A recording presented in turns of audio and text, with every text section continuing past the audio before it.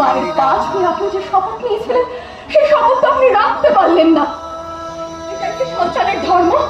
একজন অসহায় মায়ের এটাই কি পাওনা? চুপ করে আছেন কেন? উত্তর দিন। আপনার প্রশ্ন শেষ হলে আমার উত্তর শুরু হবে। আর কি উত্তর দেবেন আপনি? আমি বলছি আপনি শুনুন।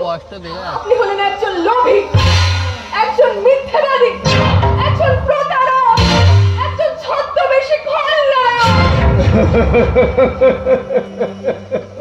তখন থেকে পাগলের মতন আপনি আমাকে বিভিন্ন কথা বলে যাচ্ছেন, আর আমি আপনার প্রত্যেকটা কথা চুপ করে শুনছি।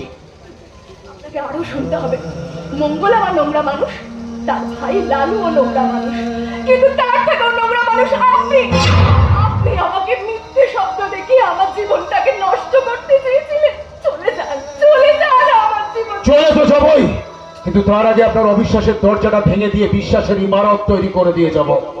তাহলে শুনুন, আমার পুলিশের চাকরি জীবনের প্রথম দিনের কথা। ওই থানায় জয়েন করে দেখলাম ওই এলাকায় শুধু খুন, ধর্ষণ, ডাকাতি, রাহাজানি।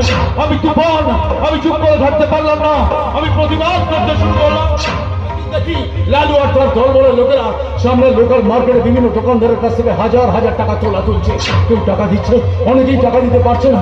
যারা টাকা দিতে পারছে না, লালু আর তার দলবলের লোকেরা তাদেরকে প্রচন্ড মার মারছে, রক্ত গঙ্গা বয়ে যাচ্ছে। কেউ অন্যায়ের প্রতিবাদ করতে পারছে না ভয়ে। আমি তুফান, আমি চুপ করে থাকতে পারলাম না। চুপ করে থাকা উচিত নয়, আমি প্রতিবাদ করতে শুরু করলাম। এই দেখুন সেই ঘটনার ভিডিও রেকর্ডে।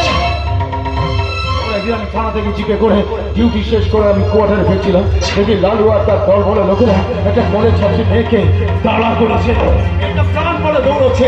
লালু আর তার দল বলে লোকেরা মেয়েটার পেছন পেছন দৌড়চ্ছে।